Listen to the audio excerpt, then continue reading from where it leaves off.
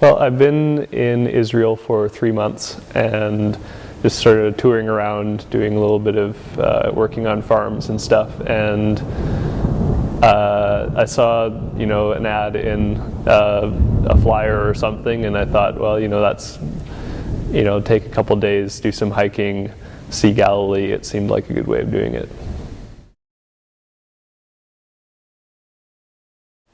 On my first day on the trail, I left the Fawzi here in Nazareth and went to Zippori and saw the awesome mosaics and stuff. And then I was just like walking down the trail, and someone called out to me, and it was like these four Jewish Israelis, young people who were also doing the trail that day, and they were like having a picnic in the woods.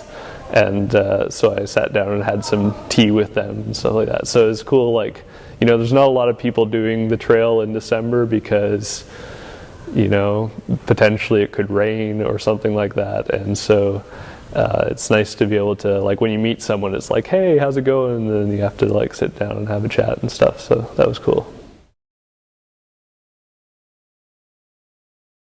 Like the third and the fourth days are pretty spectacular. They got like, the sort of like big hill, big view, climbing up and down, and just like on the third day you come up on the horns of Hattin, and you can see like the cliffs and leading down to the lake, and it's just like really spectacular. And also for me, I don't know, I mean, it's kind of embarrassing, but like suddenly at the top I realized, like, why does this sound familiar? And I remembered that, as a kid playing Age of Empires, I'd like, built castles on this hill and stuff, and somehow that made it a lot more exciting. So that's what you get in Israel, right? There's just like so much history and lots of I don't know, awesome battles and stuff. Yeah. I don't know, like I've done some like kind of week-long backpacking trips growing up, and then subsequently swore that I'd never go backpacking again, and sort of like forgot about that. I was like, on the second day, I was like, wait a minute, like I don't like doing this. So for someone who's not an avid hiker, I think it's a pretty good thing to do, like just 4 days. I enjoyed my evening in Cana. I got in and it's like, I don't know, on the map it says, or somewhere it's like, oh yeah, you can go to the Cana church and renew your wedding vows. It's like, well, maybe someday. But the other side of the famous miracle in Cana is that Jesus came and turned a bunch of water into wine, and that it was like, okay, well, I can probably find a way to commemorate that. So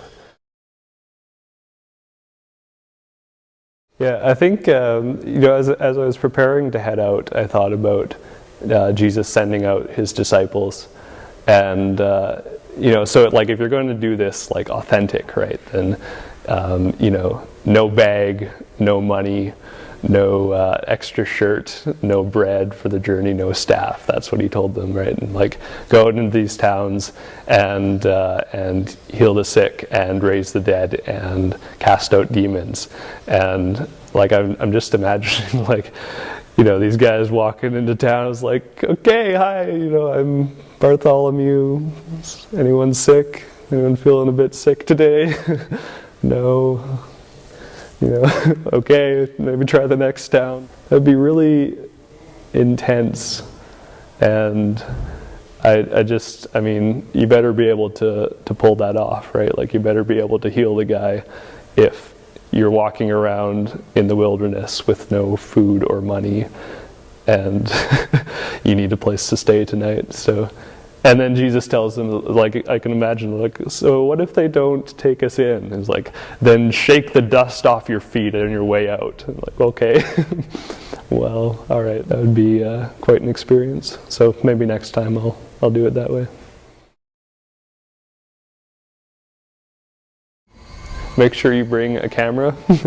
I think some of the best photos I took on this trip were on the Jesus Trail. It was really spectacular. I didn't come to Israel to take pictures, but I've become a photographer in my 3 months staying here.